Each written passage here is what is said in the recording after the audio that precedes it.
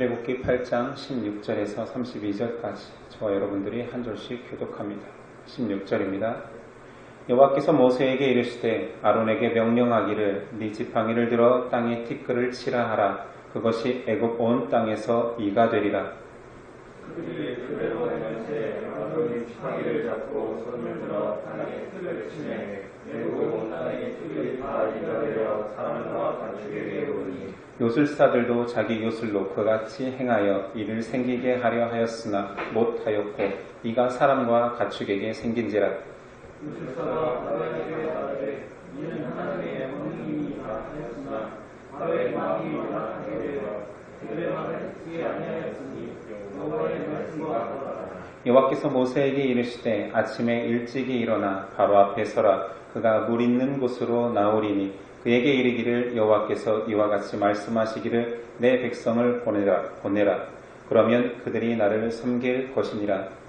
내가 만일 내 백성을 보내지 아니하면 내가 너와 네 신하와 내 백성과 내 집들의 바리새를 보내리니 애굽 사람에게 집들의 바리새가 가득할 것이며 그들이 사는 사이로 그러하리라. 그날에 나는 내 백성이 거주하는 곳의 땅을 구별하여 그곳에는 파리가 없게 하리니 이로 말미암아 이 땅에서 내가 여호와인 줄을 네게 알게 될 것이라. 내가 내 백성과 내 백성 사이를 구별하리니 그들이 꾸준히 있으리라 하시고 여호와께서 그와 같이 하시니 무수한 파리가 바로의 궁과 그의 신하의 집과 애굽 온 땅에 이르니 파리로 말미암아 그 땅이 황폐하였더라. 바로가 모세와 아론을 불러 이르되 너희는 가서 이 땅에서 너희 하나님께 제사를 드리라. 모세가 이르되 그리함은 부당하나이다. 우리가 우리 하나님 여호와께 제사를 드리는 것은 애굽 사람이 싫어하는 바인즉 우리가 만일 애굽 사람의 목전에서 제사를 드리면 그들이 그것을 미워하여 우리를 돌로 치지 아니하리까. 우리가 사흘쯤 광야로 들어가서 우리 하나님 여호와께 제사를 드리되 우리에게 명령하신 대로 하리라. 바로가 이르되 내가 너희를 보내리니 너희가 너희의 하나님 여호와께 광야에서 제사를 드릴 것이나 너무 멀리 가지는 말라. 그런즉 너희는 나를 위하여 간구하라.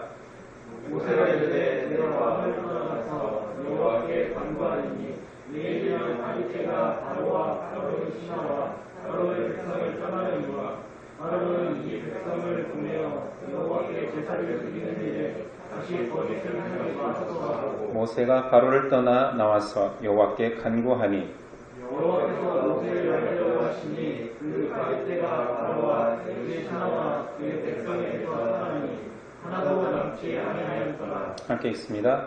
그러나 바로가 이때에도 그의 마음을 완강하게 하여 그 백성을 보내지 아니하였더라. 아멘.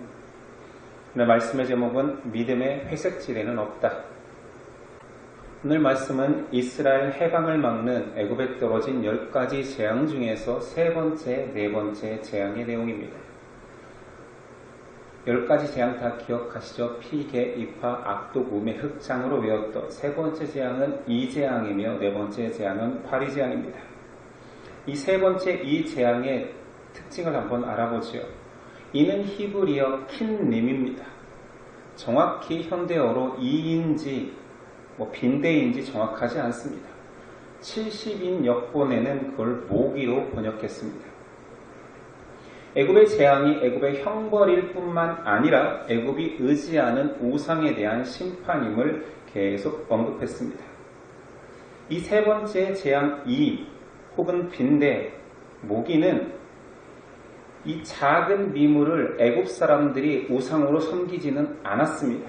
그러나 애굽이 의지하는 땅, 흙의 우상이 있었습니다.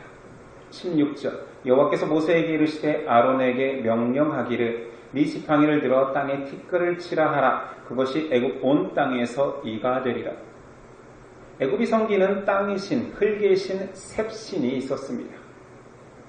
흙은 삶의 터전이며 생명의 근원입니다. 그래서 당연히 땅을 우상화했겠지요.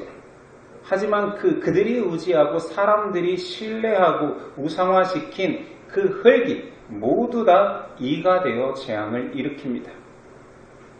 세 번째 재앙 이는 너무나 작은 미물입니다. 그런데 이 작은 미물에 의해서 사람이 어마어마한 자괴감을 느끼게 되는 거지요.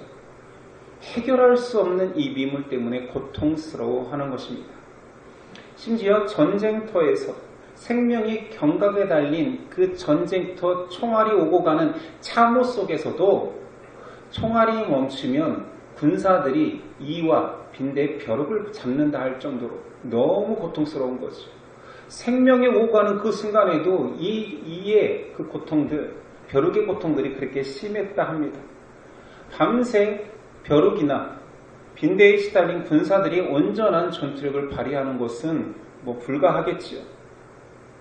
강력하고 용맹하다 자부하는 군대에게 짓밟히는 것도 고통스러운 일이겠지만 세상의 가장 하찮은 미물 앞에 시달리는, 그래서 멸망한다고 하면 이보다 더 비참할 수는 없었을 것입니다. 그런데 실상 애국과 애국의 군사들은 하나님 앞에 그 미물보다 더 작은 존재입니다. 먼지보다 미천한 인간이 창조주 하나님을 향하여서 전쟁을 선포하는 거죠. 사람은 미천한 이에게조차 멸망당할 수 있는 존재인데 그런 사람이 무지와 교만 속에서 하나님께 대항하고 있는 것입니다. 이번에도 애굽의 요술사들이 세 번째 재앙을 따라합니다. 18절 요술사들도 자기 요술로 그같이 행하여 이를 생기게 하려 하였으나 못하였고 이가 사람과 가축에게 생긴지라. 세 번째부터는 완전히 실패했죠. 따라할 수조차 없었습니다. 그러나 첫 번째, 두 번째도 따라했지만 참 부질없었지요. 그 재앙을 덧붙이는 일만 했었지요. 하나님의 권능을 따라하는 것이 얼마나 부질없는 행동이고 따라할 수조차 없는 행동임을 폭로당했음에도 오늘 또다시 따라하다가 아예 따라할 수조차 없고 실패합니다. 하나님께서는 처음부터 사람의 이런 사기치는 자들, 사기꾼들을 막으실 수도 있었습니다. 그러나 하나님의 권능, 하나님의 영광이 온전히 드러냄을 선포하기 위하여서 이런 우스꽝스러운 요술들을 따라하게 했지만 이제 세 번째부터는 더 이상 봐줄 수가 없는 것입니다. 요술사들은 항복하고 이런 고백까지 합니다. 19절 요술사가 바로에게 말하되 이는 하나님의 권능이니이다 하였으나 바로의 마음이 완악하게 되어 그들의 말을 듣지 아니하였으니 여호와의 말씀과 같더라. 제가 성경을 공부할 때 이런 문제들이 많이 나왔거든요. 요술사들이 처음으로 이것은 하나님의 권능입니다 고백했던 재앙은 몇 번째인가? 근데 성경에 써 있잖아요. 이것은이지만 사실 한글 성경에는 이는 하나님의 권능이니이다. 이 재앙 세 번째라는 것을 쉽게 알 수 있습니다. 힌트죠. 성경 이런 퀴즈 나옵니다.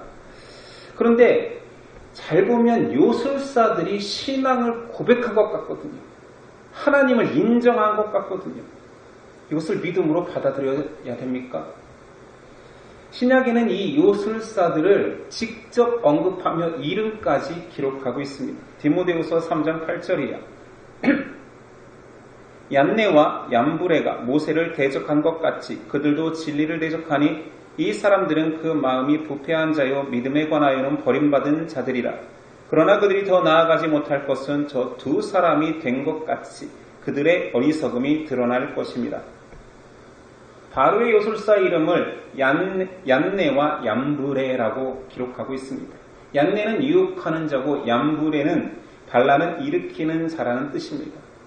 찾아보니 유대문서 요나단 탈금과 성경 외경에 이 이름들이 기록되어 있대요. 그러니까 유대인들은 그 이름이 계속 전수되어 온 거예요. 애굽의 요술사 얀네와 얌브레가 있었다. 그러나 하나님의 심판을 당했다. 근데 재미있는 것은 이들이 유대 문서에 찾아보고 이 외경과 탈금에서 찾아보니 이 권능 앞에 자신의 신앙을 버리고 유대교로 개종했다라고 나옵니다. 특이하죠? 그런데 왜 신약에서는 또한 반역자의 대명사가 얀네와 얀브레가 됐을까요? 다시 유대 전승으로 돌아가서 그들이 다시 나오는 때가 언제냐면 이스라엘이 출애굽하여 광야에서 첫 번째 불의한 행동했던 것 기억하시지요? 아론이 주동자가 되어 금송아지를 만들었는데 이때 백성을 유혹하여서 꿰어서 금송아지를 만들게 했던 주동자들의 이름이 또한 얀네와 얀브레였습니다. 고대 이집트에서 우상의 사제들, 그들은 최고층 대우를 받았습니다. 계급에서도 왕족 다음이었습니다. 모든 부귀영화를 누리다가 하나님의 권능 앞에서 한계를 폭로당하니 그들이 개종하여서 유대교로 간 것 같지만 실상은 그들의 결론을 보니 더 다른, 더 큰 힘을 가진 우상으로 하나님을 택한 것이었습니다. 그들은 끝까지 거짓을 신봉하는 자들이었죠. 오히려 하나님의 백성, 거룩한 택함받은 백성에 침투하여서 그들의 공동체를 파괴하는 잔악한 짓을 한 위선자들이었습니다. 자, 이제 네 번째 파리 재앙입니다. 하나님은 재앙을 내리시기 전에 한결같이 심판의 메시지를 먼저 전하셨습니다. 똑같은 메시지지만 그러나 계속 반복적으로 성경은 그 메시지를 전합니다. 20절이야.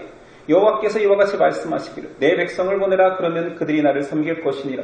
내가 만일 내 백성을 보내지 아니하면 내가 너와 네 신하와 내 백성과 네 집들의 파리떼를 보내리니 애굽 사람의 집집에 파리떼가 가득할 것이며 그들이 사는 땅에도 그러하리라. 명령이 계속 반복되다 보니 이제는 악한 자의 회개를 도모하는 선포라기보다는 하나님의 심판은 계속된다, 하나님의 심판은 한결같다라는 하나님의 사자호 같은 선언 같습니다. 여기서 네 번째에 등장하는 파리 또한 우리가 알고 있는 그 파리가 아닐 수도 있습니다. 히브리어 아로보는 곤충의 떼를 지칭합니다. 한글 성경에는 그냥 파리라는 날아다니는 곤충으로 표현했지만 아로브는 무는 쇠파리일 가능성이 크고 심지어 성경의 다른 부분은 딱정벌레로 번역합니다. 시편 78편 45편 쇠파리 떼를 그들에게 보내어 그들을 물게 하시고 개구리를 보내어 해하게 하셨으며 출애굽 사건을 시로 기록했는데 이때에는 이 파리가 물어서 해했다고 얘기합니다. 쇠파리겠지요. 우리가 알고 있는. 애굽은 또한 이 파리를 우상화했습니다. 애굽의 신 케플이라고도 합니다. 딱정벌레를 한 인간의 형상을 지녔는데 치유의 신으로 믿었습니다. 가나안 땅, 이방 가나안 땅에 들어가도 파리를 섬기는 우상은 존재했습니다. 바알세불 알지요? 바알신과 지굽이라는 파리신을 합쳐서 그들은 더 강력한 우상을 만들어서 바알세불이라 말했습니다. 파리는 치유의 신으로 믿었다고 했잖아요. 가나안도 그랬습니다. 바알세불은 강력한 왕이면서 또한 치료의 신으로 믿었기에 기억나십니까? 예수님이 사람들을 고쳤을 때 바리새인들이 바알세불의 힘입어 사람을 고쳤다 비난합니다. 그때까지도 바알세불은 치료의 신으로 사람들의 뇌리에 있었다는 얘기지요. 파리 재앙의 가장 큰 특징은 직접적으로 이스라엘을 모든 재앙에서 구별했다라는 것입니다. 첫 번째 재앙에서부터 하나님은 택한 백성을 구별하셨을 것입니다. 모든 재앙에서 비껴가게 했을 것입니다. 그러나 세 번째 재앙에서 직접적으로 이스라엘이 살고 있는 고센 땅은 구별하겠다라고 언급합니다. 22절이야. 그날에 나는 내 백성이 거주하는 고센 땅을 구별하여 그곳에는 파리가 없게 하리니 이로 말미암아 이 땅에서 내가 여호와인 줄 네게 알게 될 것이라. 내가 내 한 백성과 네 백성 사이를 구별하라니 내일 이 표징이 있으리라 하였다 하라 하시고 여호와께서 그와 같이 하시니 무수한 파리와 과외군과 그의 신하의 집과 애굽 온 땅에 이르니 파리로 말미암아 그 땅이 황폐하였더라. 출애굽기 재앙의 가장 큰 특징은 택한 자들의 구원과 보호와 유기된 자들의 심판입니다. 불순종한 자들의 하나님의 멸망을 보여주는 심판인 것이요. 선택했다 하는 것은 어떤 무리에서 그 무리를 구분지었다라는 뜻도 됩니다. 이스라엘은 모두 다 같이 살고 있는 애굽 땅에서 하나님의 백성으로 구별되었습니다. 여호와께서는 이 세 번째 재앙에서 직접적으로 그 사실을 한번 언급하시는 것이요.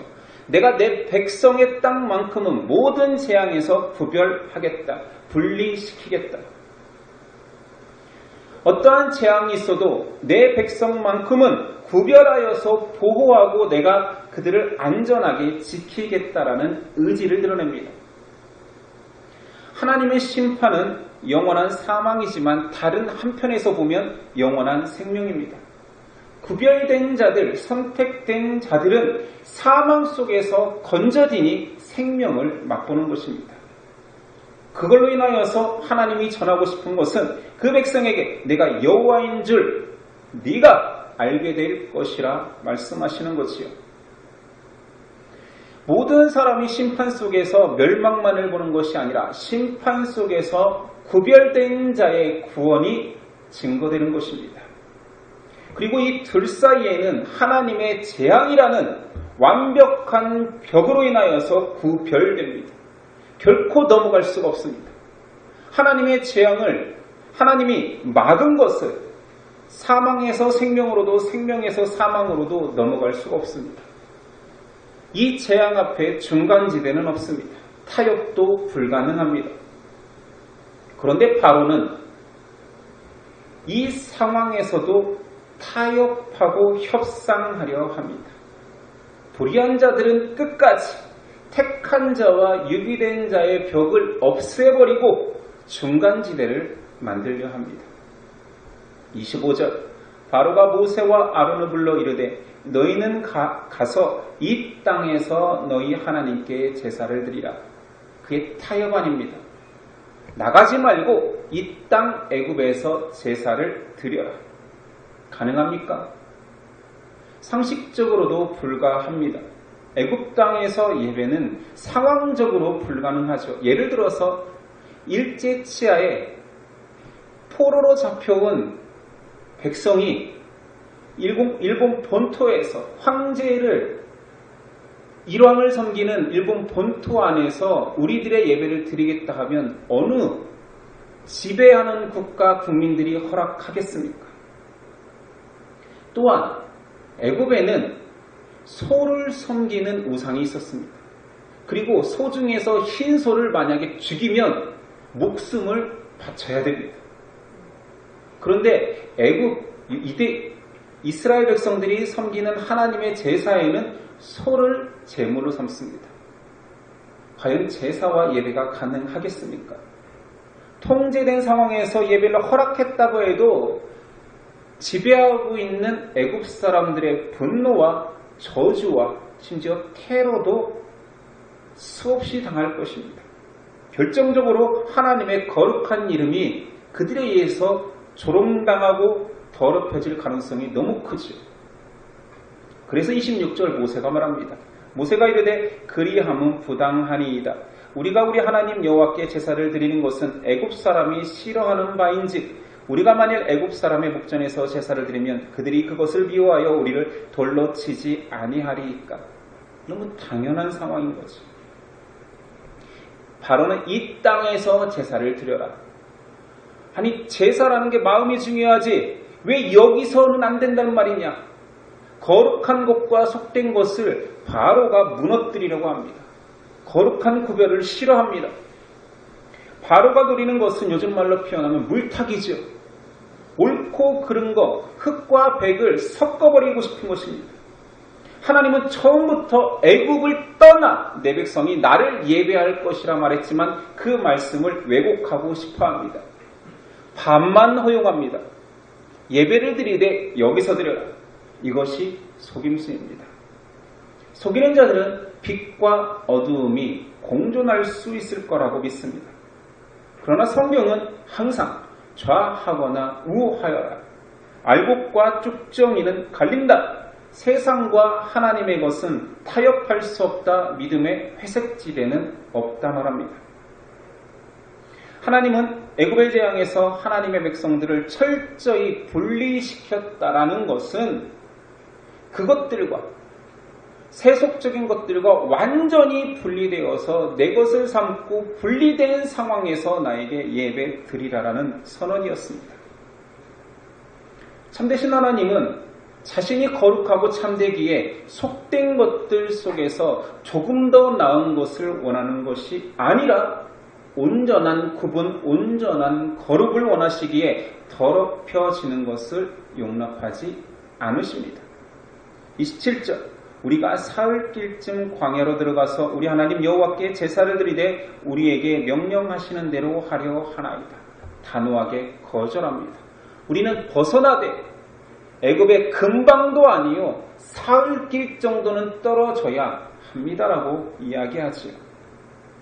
하나님이 분리를 원하시기 때문입니다. 교활한 바로는 다시 협상안을 제시합니다. 28절 바로가 이르되 내가 너희를 보내리니 너희가 너희의 하나님 여호와께 광야에서 제사를 드릴 것이나 첫 번째 너무 멀리 가지는 말라. 두 번째 너희는 나를 위하여 간구하라. 너무 멀리 가지는 마라. 이유는 언제라도 내가 다시 너희를 침략하여서 지배할 수 있는 거리에 두고 싶은 거지. 완전한 자유를 선포하지 않고 자유를 준 척만 하려는 거지요. 두 번째, 너희는 나를 위하여 간구하라. 앞에서 요술사들이 이는 하나님의 권능이니이다 고백과 좀 비슷하지 않습니까? 그래, 너희가 믿는 신이 이제 참신인지 알겠다. 제발 그 신에게 나를 위해서 간구해다오. 이것은 하나님을 향한 믿음이 결코 아닙니다. 이런 모습을 성경에서 자주 등장하고 그것을 표현하는 단어가 있으니 가증스럽다입니다. 이 가증스럽다라는 단어는 성경 속 우상 숭배하는 자들이나 우상 숭배하는 모습에서 쓴 단어입니다. 왕하 23장 13절 또 예루살렘 앞 멸망의 산 오른쪽에 세운 산당들을 왕이 더럽게 하였으니 이는 옛적에 이스라엘 왕 솔로몬이 시돈 사람의 가증한 아스타롯과 모압 사람의 가증한 그모스와 암몬 자손의 가증한 밀곰을 위하여 세웠던 것입니다. 모든 우상 숭배의 수식어가 가증한입니다. 오늘 요술사들도 바로도 이 가증한 모습을 보이는 거지. 자신의 한계 앞에서 위기를 모면하기 위해서 거짓말로 하나님을 의지합니다. 자신을 만족시킬 가짜 신을 만들려고 더 큰 신이 있으면 얼마든지 내가 전에 믿던 것들을 버리고 회심한 척 자신을 속입니다. 이것이 바로 가증한 것입니다. 이 가증함에 대한 분노를 에스겔 선지자, 말라기 선지자도 사람들에게 선포했습니다. 이스라엘 백성의 이 가증함은 하나님을 섬기는 듯 하지만 자신 안에 우상을 만들어 섬긴다 비판했죠. 요술사들은 하나님의 권능 앞에서 한 것 같지만 마음을 온전히 정하여 하나님께 드린 것이 아니라 그냥 변심했을 뿐입니다. 언제든지 변할 수 있는 혹 여호와보다 더 강한 신이 나타나면 그들을 또 따라갈 것입니다. 그들은 종교적이었기 때문입니다. 바로는 순간의 위기를 모면하기 위해서 궁여지책으로 얍삽함으로 나를 위해 기도해달라 요청합니다. 그러나 바로의 뒷모습을 보면 끝까지 하나님을 인정하지 않지요. 절대자 앞에서 자신의 지혜와 모략으로 하나님을 속일 수 있을 거라 계속 생각합니다. 그리고 결정적으로 오늘 약속도 파기합니다. 이 얼마나 가증합니까? 재앙이 선포되는 메시지는 한결같습니다. 동일합니다. 오늘 재앙 속에서도 계속 반복되는 주제가 있으니 첫 번째는 세상 사람들이 의지하는 모든 우상은 무가치하다입니다.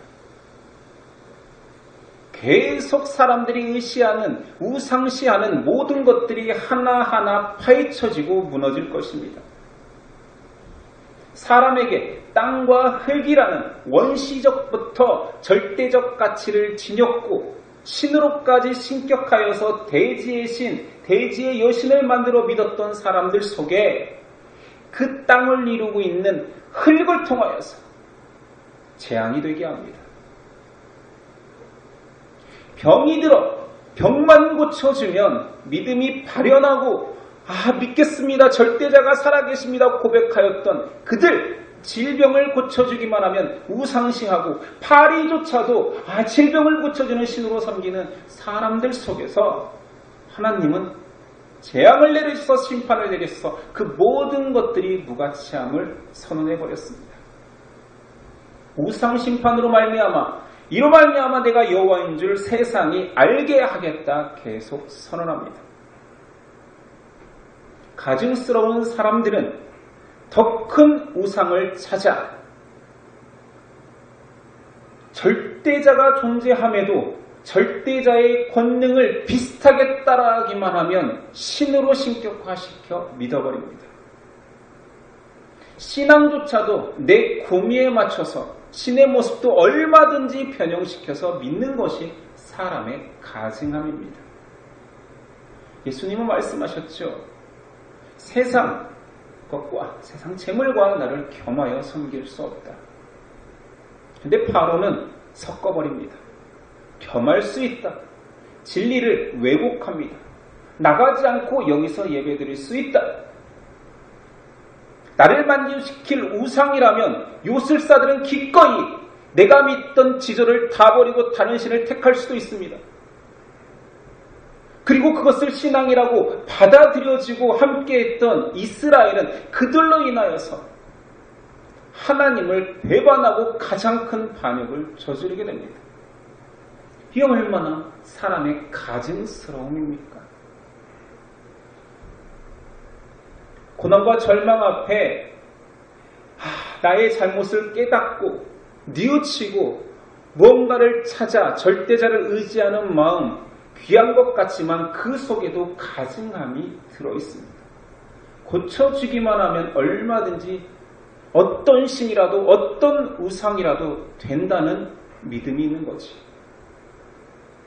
하나님이 아니라 세상에 존재하는 다른 종교의 신이 믿고 있는 다른 우상이 고쳐주었다면 그 길로 갔었을 것입니다.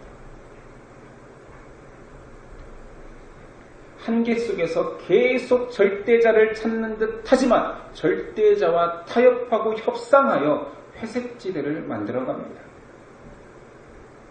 그러나 오늘 하나님은 말씀하시는 거지. 빛과 어둠은 공존할 수 없다. 위기의 순간에만 나를 찾는 너의 믿음, 그 간교한 속셈은, 바로의 속셈은 결국 밝히 드러날 것이며 멸망케 될 것이다. 하나님은 사랑의 하나님이 맞습니다. 인애와 긍휼이 크십니다. 그러나 하나님을 신실하게 의지하지 않는 자들, 하나님을 이용하려는 자들, 중간지대를 만들려는 자들, 진리에 물타려는 자들에 대해서는 분명하게 심판을 선언하십니다. 어거스틴이 이런 말을 했습니다. 잘못을 저지름은 인간적이지만 계획적으로 죄에 머무름은 악마적이다. 우리 모두 잘못을 저지를 수 있습니다. 때로는 우리의 나약함이 하나님을 우상화할 때도 있습니다. 그러나 믿음은 계속 우리 안에 빛과 어두움을 공존시키게 하는 것이 아니라 분리시킵니다. 우리는 계속 타협점을 찾아 회색지대를 만들고 그 회색지대에 머물고 평안해하지만 하나님의 진리는 빛 가운데로 우리를 이끕니다. 회색지역은 없을 뿐만 아니라 그곳은 어둠이라고 선언해 줍니다. 여러분이 서 있는 곳은 어느 지역입니까? 교회를 다니기에 빛 가운데 있다라고 확신하지만 세상에 나가면 누가 봐도 회색 지역이 존재하는 듯합니다. 신앙인이라 고백하지만 신앙적이지 않습니다. 예수 믿는 사람이라고 하지만 그의 입술에서는 고백이 나오지 않습니다. 힘들 때, 고난을 닥칠 때에만 하나님을 찾는 요술사들과 같이 때로는 더 가증하여서 하나님을 이용해 먹는 바로와 같이 회색지대를 살고 있지는 않습니까? 죄에 더러워지고 어둠에 휩싸일 때가 있을 수 있습니다. 그때 우리는 택한 자요 빛의 자녀다 고백하며 빛 가운데로 나오십시오. 어둠과 공존하며 빛을 구하지 마십시오. 우리는 하나님 앞에서 진실합시다. 하나님 앞에서 뭘 부끄러워한단 말입니까? 뭘 감추려 한단 말입니까? 도대체 뭘 속일 수 있단 말입니까? 진실하게 하나님 앞에 나와 나의 더러움과 추함에 대해서 용서를 빕시다.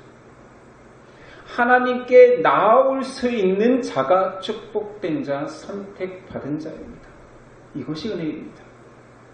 죄에서 모든 자유를 얻어지는 것이 아니라 죄 가운데 살지라도 언제나 보혈로 씻음받을 수 있는 우리임을 기억하고 빛 가운데로 나오십시오. 사랑의 하나님은 우리를 계속 용서하시고 우리의 더러움을 계속 닦아주십니다. 그러나 타협하는 자가 아니라 회개하는 자라면 우리는 하나님이 택하신 백성입니다. 어둠에 거할지라도 어둠에 잠식될지라도 죄가 내 몸에 묻을지라도 빛 가운데로 나아와 하나님께 용서를 구하는 저와 여러분 됐으면 좋겠습니다. 기도하겠습니다.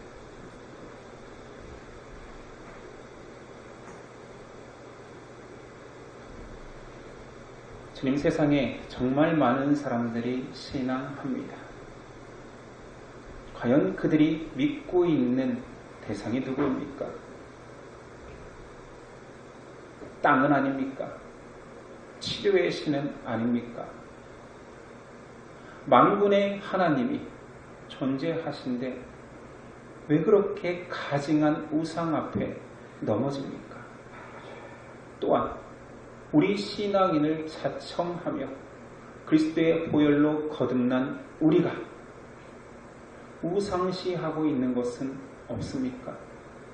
하나님을 조종하고 싶어하고 힘들 때만 하나님을 찾고 일이 해결되면 바로의 변심함 같이 돌아서는 우리는 아니었습니까? 우리의 마음을 다시 정결하게 바꾸어 주시옵소서. 변심하기 쉬운 마음이 온전히 하나님께 향하는 마음으로 붙들어 주시옵소서. 하나님은 사랑이십니다. 그 사랑의 품 안에 안겨 하나님의 품 안에서 빛이 온전히 누리며 빛 가운데 살고 싶어하는 소망이 커질 수 있도록 역사하여 주시옵소서. 기도하며 예수 그리스도의 이름으로 기도드립니다.